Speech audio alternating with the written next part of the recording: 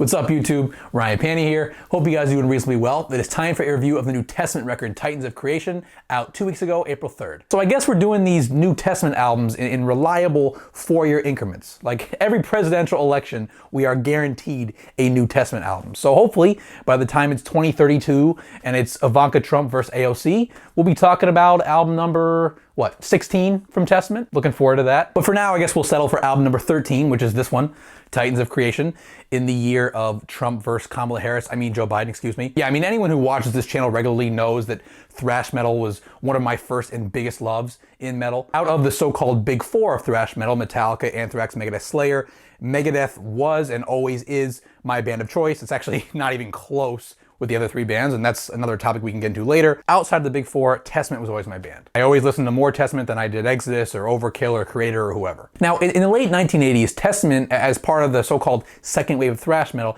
they distinguished themselves from their peers in part just because of Alex Skolnick's virtuosic lead guitar playing, because the genre was otherwise full of noise-making guitarists like Kerry King and, in my opinion, Kirk Hammett, also Gary Holt at the time. And then, especially, they distinguished themselves further by remaining consistent into the 1990s, even as the alternative wave sort of swallowed up most of their contemporaries. As I talked about in my Essential Metal video on The Gathering, Testament just got heavier and more extreme. And as a result, this band that was once mocked by Megadeth and Slayer in the late 80s and early 90s as Metallica ripoffs, 30 years later are now one of the most revered and respected bands in thrash metal. And that admirable consistency that the band displayed in the 90s has carried over into the 21st century as well. After frontman Chuck Billy had an inspiring victory over cancer in the early 2000s, the band eventually came back with Formation of Damnation for Obama's first term, and then Dark Roots of Earth for Obama's re-election, and then their most recent album was 2016's Brotherhood of the Snake. All three of these very modern-sounding, adrenaline-pumping thrash records. Dark Roots of Earth, though, far and away the best of the three, and if you rewatch my review of Brotherhood of the Snake from 2016,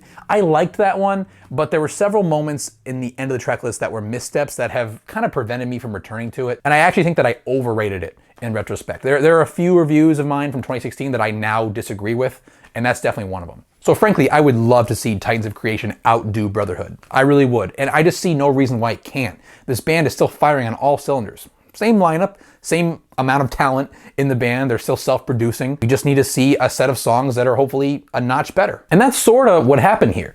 Here's the interesting thing about Titans of Creation. A lot of times, if I'm criticizing an album for being generic or being predictable, I'll say something like, I could have thought this album up in my head before I heard it, right? Like that's often a very negative thing for a listener. It indicates virtually no growth album to album if you already know what everything's gonna sound like before you hear it. But Titans of Creation is an album where I could have thought it up in my head before I heard it, but it's still an album that I want to hear. What this album is Testament playing things safe in a positive way. Looking back at Brotherhood of the Snake, where it really fell flat for me was when Testament trotted out this Motorhead style sleaze on songs like the aptly named Blackjack, or even worse, Born to Rut, which just had these super dated hard rock licks just polluting the Testament sound. It was awful looking back. And then they did a whole song about weed, which just so does not fit the thrash ethos or the emotional message that the music is trying to send. It just doesn't mesh. So these were admittedly expansions of the Testament sound, but they were bad expansions. It's like taking over a country that has no valuable resources. Just stay home. And then in contrast, Testament did successfully expand their sound on Dark Roots of Earth when they executed a power ballad that was sort of reminiscent of Return to Serenity. So of course it can benefit you greatly to step out of your comfort zone if it's done right. With Titans of Creation, in contrast to Brotherhood, Testament really snapped back into that comfort zone where they stay for the whole record. This album is very safe, but it's safe in a way that you'll still enjoy it quite a bit as a Testament fan. Because remember, safe and stale are two different things. Now this album, which does run about 10 to 15 minutes longer than the average thrash record, does have a chunk of aggressively average moments. Ishtar's Gate, World War III with that awful generic chorus, False Prophet, we've heard those riffs a million times from Testament. What you're generally getting, other than those moments, is an album that is familiar in a good way. I love Dream Deceiver, for instance. That's very Ritual-esque in terms of the catchy mid-tempo riffing that you'd find a lot on that record, as well as Chuck Billy's convincing, gruff, clean voice in the chorus of that song. Children of the Next Level, ripping opener, familiar in a good way. So is Night of the Witch. I also enjoy City of Angels very much, which is a song that allows Chuck Billy to showcase a little bit of versatility vocally and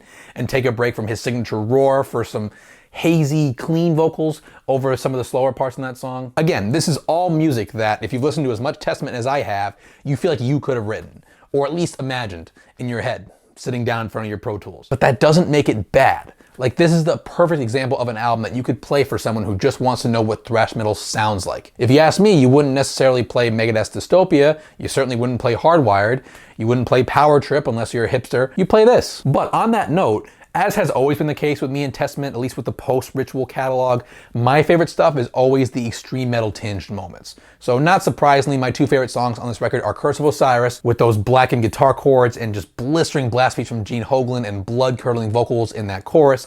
Fucking love that. And also the Healers, which has a pretty epic death metal infusion in it. I love, love, love this side of Testament. I fucking wish they'd make a whole record of songs like this, but I'll take a couple here and there. And one more thing I will say, this record is not better than Dark Roots of Earth for me, not even close. That is the best record of the 21st century from Testament and one of their best, period. But the lyrics on Tides of Creation are more interesting than the Dark Roots lyrics. That's the one chink in the armor of that album. Like, I love the track Symptoms on here, which deals with mental health. Ironically, it's like the most violent song on the album. It's just about internal violence. It talks about emotion launching its assault and this feeling of being trapped by your own psyche. Then you have stuff like Children of the Next Level and False Prophet, which are based on pretty disturbing real life events. Or you have a song like The Healers, which is very personal for Chuck Billy. So the lyrics and the subject matter on Titans of Creation are the one leg up that it has on Dark Roots. But yeah, what we got here with Titans of Creation is an improvement over Brotherhood of the Snake by way of regressing back towards the status quo. Which, look, in a catalog that to me does not contain a single blatantly bad album, status quo is not a sin. I've been really enjoying listening to this record the past couple weeks, likely will as the year progresses, but if we're talking about like a top 5 Testament albums list, this album does not enter the conversation, if that's indicative of where I stand. Titans of Creation gets a 7 out of 10 from me. As always, thank you so much for watching, guys. If you enjoyed this video and are not yet subscribed to my channel, please consider doing so by clicking right over here, as well as checking out any of the other rock or metal-related content that I publish here on a weekly basis.